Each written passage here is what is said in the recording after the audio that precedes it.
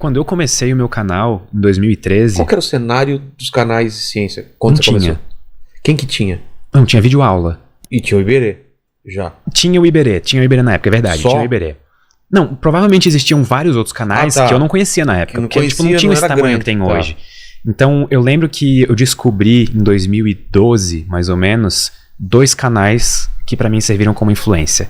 O Vsauce e o Veritasium.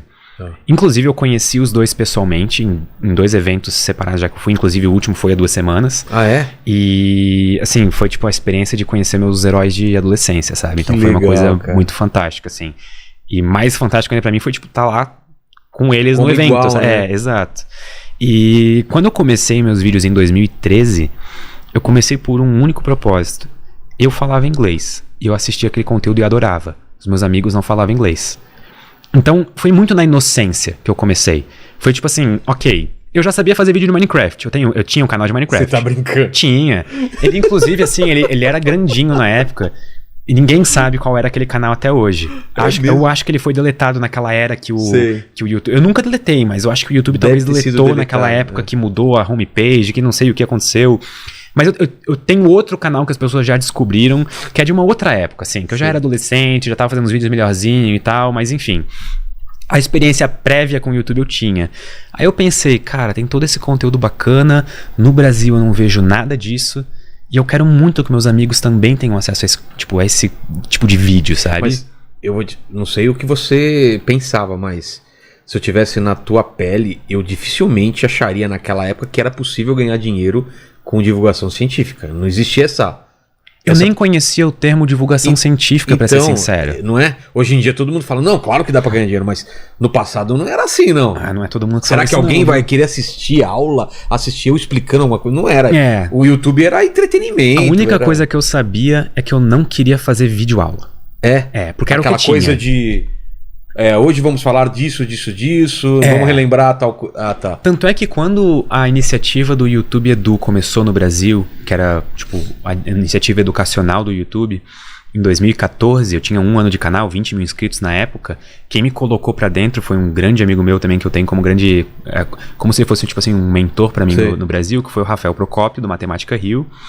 E naquela época o meu canal era o que mais destoava de todos.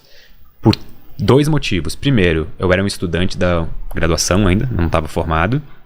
E eu não era tipo um professor no sentido oficial da palavra. Sim. Não sou ainda, inclusive.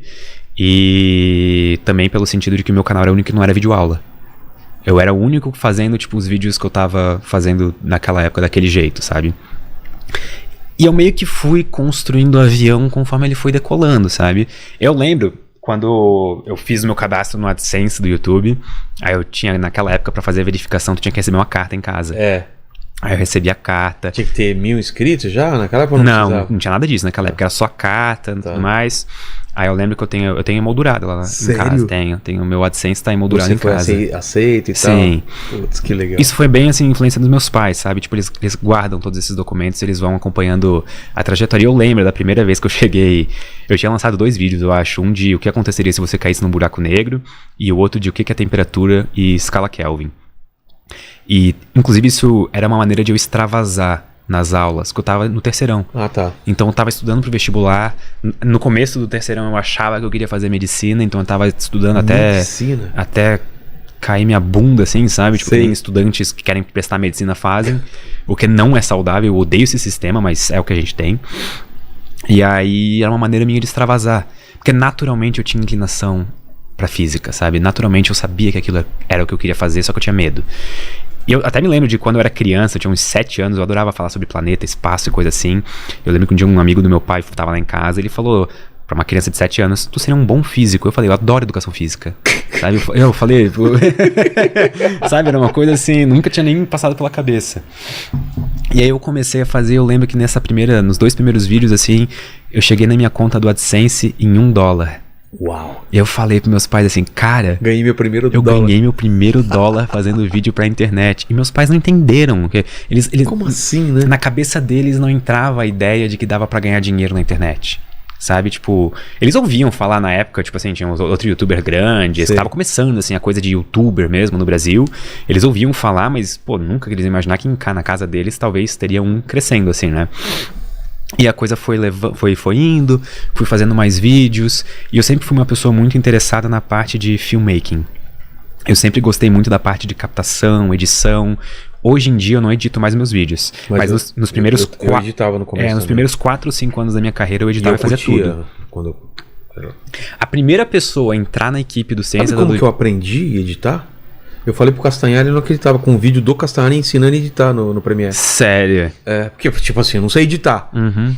Olha lá, como editar no Premiere. O Castanhari, cara. Aprendi com ele. Eu lembro que a primeira grande coisa que eu aprendi a editar com uns 14 anos foi uma coisa que eu sempre quis descobrir como que faziam, que era fazer o picture in picture. Sei. Tipo, uma coisa totalmente básica hoje. Eu sou tão antigo que eu fazia aquele... qualquer de você cortar todos os espaços, né? Então... Eu fazia jump cut, né? Então fazia aqui. Então você não sei o que, aí ia pra cá. E aí ficava... Sabe aquela época que os vloggers ficavam fazendo... Eu ainda adoro essa linguagem, inclusive. Eu gosto também, mas você dava um trampo, cara. Que eu falava assim, você não tem ideia de como é difícil fazer isso. Eu, por exemplo, não gosto. Você gosta? Sabe aquele negócio? Tipo, aí fica um negócio... Meus primeiros vídeos eu fazia isso também. Inclusive teve uma época que eu gravava na UFSC, então eu na UFSC com dois amigos meus, o Berdan e Túlio, e a gente ligava a câmera assim, tipo, e começava... Eles iam na amizade, sabe? Tipo, não existia dinheiro envolvido, não existia nada envolvido, tipo, era só pelo paixão, prazer de fazer vídeo, sabe? E meus primeiros 4 anos de YouTube foram assim, sabe? Porra, 4 anos. Depois só que começou, tipo, ok, então agora a parada tá ficando séria, sabe? Então acho que agora vale a pena começar a pensar em ter mais pessoas na equipe, talvez. Eu lembro que teve um momento muito específico da minha carreira, que foi mais ou menos por 2016, 2017, que eu cheguei numa encruzilhada. Eu tava cursando graduação em Física, bacharelado, e aí chegou num ponto em que eu lembro que eu tive um semestre em que na primeira semana de aula o professor marcou as 3 provas do semestre. Instantaneamente meu celular vibra, eu olho, foi um evento que eu tinha sido convidado, de YouTube. E era um evento na época, tipo assim, que eu não podia perder. Era um evento muito bom pra minha carreira. E foi ali, assim, que eu comecei a ficar, tipo... Cara, não vai dar pra levar a graduação de Física e o canal ao mesmo tempo. Eu vou precisar escolher um, sabe? E, de fato, faltando 3 semestres pra me graduar, pra ter meu diploma de bacharel em Física, eu tranquei a graduação. Justamente pra focar no canal. E nunca mais voltou? Nunca mais voltei. Até agora, pelo menos não. Porque chegou num ponto... assim, muitas pessoas ouvem essa parte da história e julgam em retrospecto, sabe? Tipo, ficam no seguinte sentido de... mas como assim, sabe? Tu deveria ter terminado, só ter 3 semestres. Se eu tivesse feito aqueles 3 semestres, o Ciência Todo Dia não estaria aqui hoje. Faria diferença porque pelo cortaria... Hoje, tipo, desde aquela época... Eu também coloquei na cabeça assim, ó. Tipo, se eu vou pausar minha graduação... Tem que valer a pena. Tem que valer a pena, sabe? Então, a primeira coisa que eu fiz foi ter mais roteiristas comigo pra suprir uma necessidade que eu teria, tipo assim, de conteúdo mais high level e aprofundado. Entendi. Então, as pessoas que trabalham comigo hoje, a gente tem um corpo de roteiristas fantástico. Todos eles, por exemplo, com mestrado, doutorado em física. Um deles é de física médica. Tem o Greg, que é meu parceiro de podcast, que escreve roteiros brilhantes também. Então, eu montei esse corpo de roteiristas justamente pra garantir também que a qualidade dos vídeos nunca fosse decair, no sentido técnico da palavra mesmo. E eu também, desde então, dediquei, tipo, de 40 a 60 horas semanais pra fazer o Ciência Todo Dia crescer. E isso eu acho que é uma das coisas que eu atribuo ao sucesso que ele teve hoje, sabe? Então, mas não é só constância, não é só roteiro bom. Tem mais alguma coisa, né, cara? Eu acho também que, tipo assim, eu sempre fui meio que um explicador natural. Tá. Sabe? Tipo, facilidade de... Eu brincava de professor, sabe? Quando era criança. Eu brincava, tipo, a gente tinha um quadro de giz lá em casa e eu nem sabia que eu tava meio na frente, ficava brincando, minha irmã e as amigas dela ficavam assistindo, sabe? Tá. E então aí... Você curte explicar, você curte transformar uma coisa difícil. Por algum motivo faz parte de mim desde que eu sou criança. Essa necessidade de explicar, de entender, de... E com certeza tem isso, sabe? Tanto é que as pessoas verem em você e falam assim, cara...